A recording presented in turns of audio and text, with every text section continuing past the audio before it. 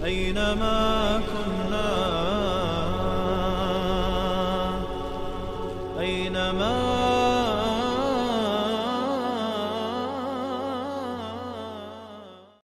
بسم الله والحمد لله والصلاة والسلام على رسول الله اما بعد. السلام عليكم ورحمة الله وبركاته.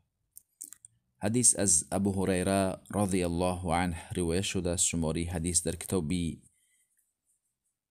بخاری 5392 می باشد و در کتابی مسلم 2058 می باشد. ابو هریره می گویند که پیامبر صلی الله علیه و سلم گفتند طعام الاثنين كافي الثلاثة و طعام الثلاثة كافي الأربعة. پیامبر صلی الله علیه و سلم گفتند خوراکی 2 نفر کفایه است به 3 نفر و خوراکی طعامی 3 نفر کفایه می کند به 4 کس. با این سخنشون پیامبر صلی الله علیه و سلم ما رو مسلمانان رو دعوت میکنند که ما سخاوتمند باشیم. هنگامی که طعام میخوریم 1 نفر رو دعوت بکنیم یا در یک صحرا در یک جایی باشیم که خوراک خورده سادیم، دیگرها رو دعوت بکنیم تا که همراه ما طعام بخورند.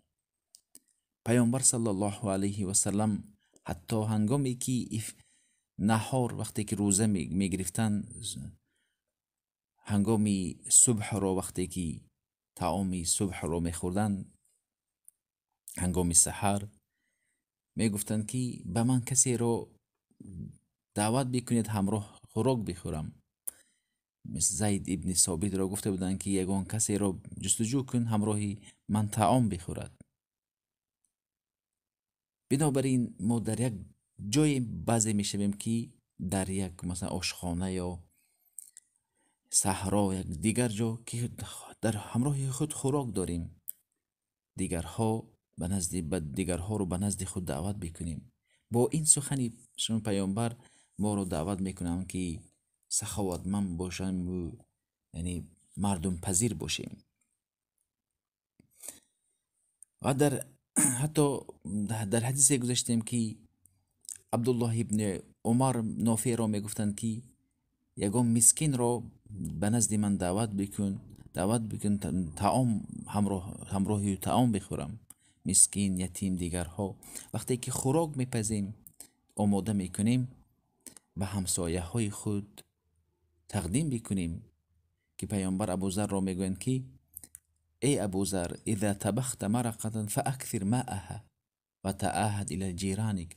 وقتی که خوراک آماده میکنی تو آبش رو بیشتر بکن و به همسایه ها ده. ببینید با این اخلاق حتی همسایه های ما یهود و نصرانی باشد طعام دهیم. پیامبر صلی الله علیه و سلم در یک حدیث میگویند که در یک حدیث ورشته است که پیامبر یک شخصی را دیدن که در سفر یا صحابه روایت میکنند که در یک سفر کسی بود که او یگان سواره نبود، که مردم صحابه ها بعضی شتور داشتن، بعضی اسب داشتن. یک نفر این طرف و وی طرف نگاه میکرد که کسی او را به پسش مثلا سوار میکند، همراه سواره میشود. دیدن که یک شخص در حرج است. پیامبر گفتن من کان معه فضل ظهر فلیعود به علی من لا ظهر له. کسی که سواره باشد و اگر در پسش کسی نداشته باشد، شخصی که پیاده است او را گیرد. و این چنین پیامبر میگفتند که و من کان له فضل زاد فلیعود به علی من لا ذات له. کسی که توشه داشته باشد در سفر و کسایی که توشه ندارند نزدی شخصی توشه دارها، طعامدار، خوراکدار روند یا شخصای خوراک دارند، شخصایی که توشه ندارند آنها رو دعوت کنند.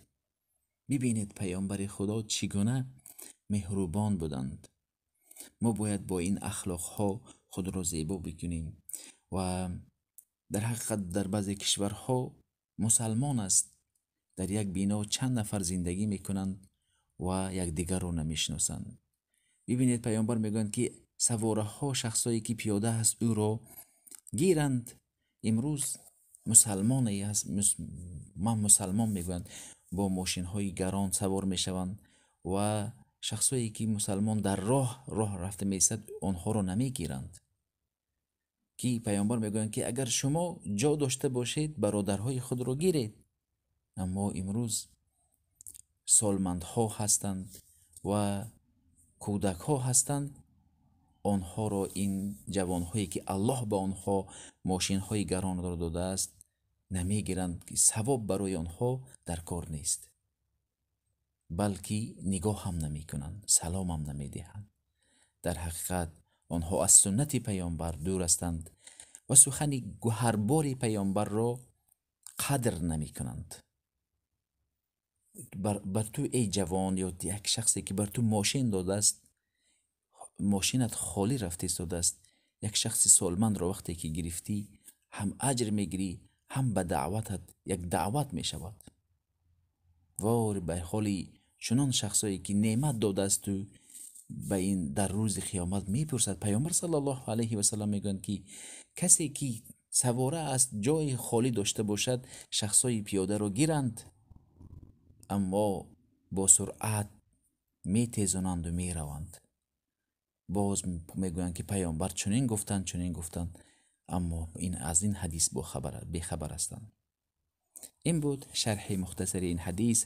السلام علیکم و رحمت الله و برکاته.